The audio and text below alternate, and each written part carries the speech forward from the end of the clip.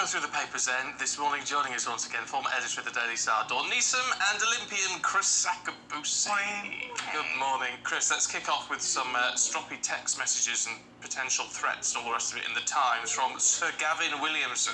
Yeah, so I'm trying to work out what the real story is here, whether the story is the fact that Mr. Sunak knew about this stuff and still promoted him to his cabinet, or the fact that Mr. Williamson is a bit of a bully, or so it would appear. So the story that appears in the Times says that a current minister, when she was a backbencher, had threats about their private life highlighted by Mr. Williamson when he was the chief whip.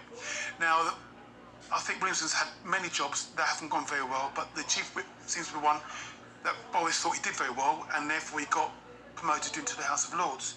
And by definition, the chief whip is a little bit of a enforcer, and one of your contributors said, knows where the bodies are buried.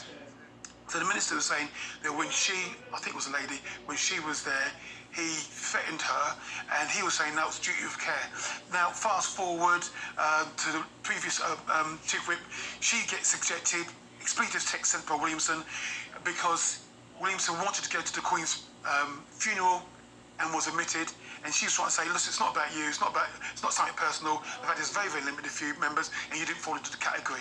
So I'm trying to work out what the real story is here. What is it for you? Because I know you've got a strong position on anti-bullying, and for me, I find bullying just abhorrent in any walk of life. Particularly, I have to say, I don't particularly enjoy seeing it from a man to a woman either, which is the case of these messages. I don't know if that changes things, but I think it's particularly ungallant at the very least. Yes. What do you think? Is this a problem about bullying or judgment of the PM? And I know you... Yes, so I do think it's a problem with bullying, because apparently the mitigating circumstances given is that it was a heat of the moment thing. But that's exactly what bullying is. It's, it's not just the premeditated stuff, it's the heat of the moment stuff when you can't control yourself over an individual who you deem to be inferior in whatever way that may both their strength, intellect, etc. So I do think it is a bullying issue, that he's flown off the top, whether maliciously intent or spur of the moment, it's bullying. Yeah, well, you see, I don't know if I would agree with that on the text messages. The chief, when he was chief whip, might be a different scenario. Yeah. That might be a different. But he just seemed petulant to me, rather than a bully in those messages. So he was just very petulant. So, I'll be honest, I've not read the messages, but what was the intent of those messages? Well, to get his own way. Correct. So he was bullying the lady. He was bullying that person. And then he was promoted to the cabinet. So is the message from cabinet, from the Prime Minister, that you will be promoted, even if you're known and renowned to be a bully? What do you think? I think it's a lack of judgment, isn't it, on Sunak's part here. It's whether it's bullying or not. It's certainly the sign of a petulant, sort of like nasty, it's all about me character. It's all ego, it's all... Yeah, absolutely. And sort of like the one thing we do know about bullies is that they're mostly very, very stupid people. So obviously my big problem with Sir Gavin, and that doesn't sit well. Sir Gavin, was the fact that he was given the job of running education, when quite clearly he was not suitable for it. And I think a lot of parents out there listening and watching... Defence, because he had a minister portfolio as well, didn't he?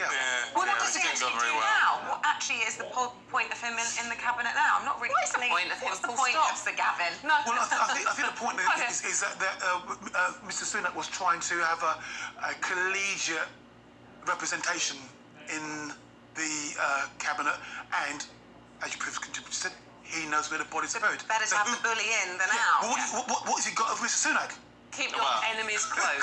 Thank you very much. Yeah, though he was a big Sunak supporter. But anyway, let's move from one troubled MP to another. Dawn in the Sun, Matt Hancock, everyone's most or least favourite celebrity or non-celebrity. Celebrity. Yeah, this is I'm a celebrity. Get me out of here. I started again last night, presented by Ant and Dec, and the one thing about this particular reality show is it really, really does sell the red top tabloids. So you will expect to see this on The Sun, The Star, and to a certain extent the Daily Mirror for the next 3 weeks. And Matt Hancock is one of the big signings, £400,000, worth every penny. Do you reckon that they inflate the figures to make their fees higher for the next one? Mbit Opie was in yesterday, and he said, "I'd be surprised if he's on more than 200." Well, It's still a lot of money. It is a lot of money, and considering he's still being paid as an MP, which I think is 84,000. Yeah. So you have to feel sorry for his constituents, not as sorry as I feel for the creepy crawlies in the jungle who've got to put up with him for the next 3 weeks potentially. But basically, this is Rishi Sunak going, it's like he shouldn't be doing it. Well, you're his boss. I mean, it's that area of judgment with who he is surrounding himself by as Prime Minister. But what? He's not in the cabinet though. No. He's not in the cabinet. And when Rishi was, this clip did the stuff on social of when he won and he was hugging everyone. Completely and Matt blanked Hancock stood there and he completely ignored him. Completely blanked him, didn't he? And he has said, no, that wasn't intentional. Yes, it was. And he hasn't been given a position either, has he, in cabinet. He's just still an MP. He is still an MP. And, you have to feel sorry for his constituents. It's West Suffolk, isn't it? Which is, I've got all sorts of issues going on in that area at the moment. And apparently he was out of town as well for 2 weeks filming SAS Who Dares Wins. Well, to be fair, though, if he is paid 400 grand, 45% of that goes into the Treasury, so that kind of ticks off his his annual salary as an MP. And if we are trying to be fair, and this is hard, he is doing it to promote a charity dyslexia. Well, I wonder how much that actually happens. All of them go in. I'm trying to be fair, Isabel. Yeah. Trying. All right. How much of the fee, whatever it is, he actually give into the dyslexia charity? I mean, it hasn't been quite honest about that, or said anything about it actually. I just think I do find it's interesting though that he's getting a lot of stick for this, and rightly so, I think. Where's the blame on ITV? I mean, whoever's organised this must have known that this was problematic. Well, no, but no, ITV have got exactly what they want. Ratings. Yeah, people bringing it. So, punish him. 100%. So I've got no problem with ITV. I actually, just you, Stephen. Actually, yeah. Well, I think that what Mr. Hancock is doing is actually preparing his next career. Well, yeah. So from a self-centered point of view, you can understand and an ego-driven point of view, he's actually quite savvy. He's saying, while I've got this platform, while I've got this profile, let me get myself into another, if it's celebrity world, whatever it is, and he's working his ticket. And he's done. Someone said, "Who Dares Wins?" He's done that. Yeah, so coming out next year. Yeah. What's next? Bake Off, Strictly Come Dancing. Yeah, the whole works. Oh my God. And for somebody who 5 years ago nobody knew about. He's done a very good job, or somebody behind him's done a very good job marketing his brand. Okay, well, from someone whose face we're going to see a lot of over the next few months to somebody whose face we haven't seen for a very, very long time, Chris, this is the front of the Mirror. News, possibly, of a match, a facial recognition match for Lord Lucan. Yeah, I mean this, because when I was a kid, it was massive. But you have to be of a certain age to know. Yeah, exactly right. So, Isabel, you cannot remember this. Well, no. No chance. No, I do, but mainly because his daughter married a family friend, and that's a long story. So you knew where he was all along. Well, anyway. Was he at the wedding? No, I'm not in touch anymore. But anyway, please, do go on. Well, so the basic story is that modern technology basically has caught up with him, and this chap, Professor Hassan Ugar, who didn't know anything about Lord Lucan at all, was sent on the job, has used all of his algorithms on a chap that people in Australia thought looked very much like Lord Lucan, and he's matched up images of when he was a kid and a variety of, and sorry, I've not got the data with me, but it's very clearly him. Fact, not fiction. So all of a sudden, we found Lord Lucan. I don't know if because we've had this so many times. Well, that's a good. Well, it's very good you should say that, because 7th of November was the 48th anniversary of. Is that how long it's been? Yeah. Yes. So sometimes when these things happen on that day, you've got to ask yourself the question. I want to believe it because it sounds sort of. Is it romantic? Is that the right word to say? I just sort of think if it's absolutely him, why have they blurred out the picture? Well, I just want to see what they look like. I mean, this chap is an 87-year-old pensioner who lives in a small town just outside of Brisbane, in Queensland, in Australia. So obviously, I mean, if this chap isn't Lord Lucan, you're identifying some poor pensioner that lives in Australia. But I just want to see what he looks like now. But the pixelated the face, obviously, you can't identify. But I mean, I'm just a bit suspicious about it. What's the statute of limitations on murder?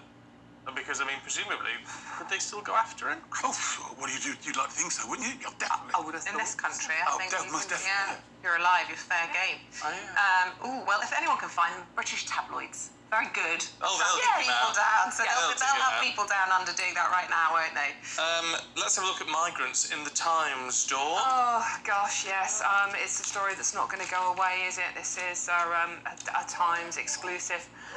They have found out that the Home Office are spending £3.7 million moving migrants around the country in taxis. Now, obviously, there is a legitimate area of this, which is where we, it's minor children, asylum seekers who are being moved to foster care, etc., etc. So, of course, we need to pay taxes to give them safe passage.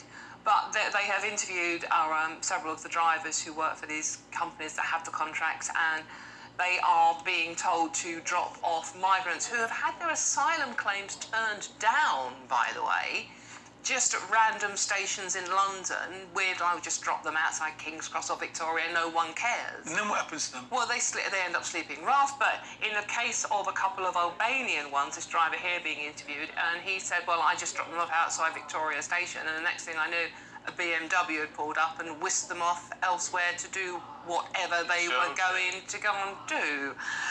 But these are people that have had their asylum claims turned down. That's what I find. Well, I don't understand that. Surely they should be deported then. Yes, Well, exactly. that's exactly the point of the story, but they're not. They're the Home Office, and these are people with official lanyards telling taxi drivers just dump them off in London. No one cares. Well, we do care. Yeah, we do. Yes, that's quite frightening, quite alarming, really. Very frightening, yeah, because we don't know where they're going, what they're doing, who these people are. Yeah. Chris, Prince Andrew in the this one. Gosh, this is a roundup of roses. Prince Andrew is unaware of the damage he's caused to the brand. Yeah, this is Really? Yeah, this. I can believe that. Don't you think he's just got the biggest tin ear of them all? He's not the sharpest tool, is he? But it's not even about that. It's like low EQ, emotional. Yes, yeah. Well, yeah, that's what the article was saying. That he's just so his self-awareness and his emotional intelligence is not there. And I was looking at this and thinking, well, quite clearly, your mother's, who was your sort of biggest fan in the family, she took away your military honours and stuff. Your brother has clearly said we're going to have a slim down monarchy, and you're not in it. My take on this was really somebody needs to sit down with Prince Andrew and just say to him, okay, you've got to move on from this now, and he needs to let go of all the Penelope of being a royal and find a new raison d'etre, a new reason for being. And any good sort of existential coach or transitions coach could work with him and find out what are the gifts, talents. Such as you, Chris. Thank you very much. The sort of thing that you do. Or seeing as I'm a celebrity in the jungle seem to accept anybody these days, well, there you go. No. But seriously, he does need to find a new role in life. We all need to have a reason for being. We all need to have a purpose. He needs to find his purpose. And he could do a lot worse than finding some sort of military charity, for example, but some sort. And I know initially you might say they want the brand associated with them, but if he did a real good cause, with a military charity, think about all the many people who are sleeping on the bridges, for example. And if he started off something where he helped military personnel. And if he did it also not for cameras, not for publicity, it's quietly, that would get out. Exactly. Well, eventually it would be for cameras, but right now, next 2 or 3 years, just work with homeless veterans. That's my idea. Could be anything. Good idea. See where you go. Yeah. No, it could. Well, as you say, he needs to be doing something. Yeah. I think we'd more like to see him in the jungle than helping homeless veterans. Well, Sorry. I fear you may be right. Dawn, Chris, we're going to leave it there for now, but we'll see you a little bit later on.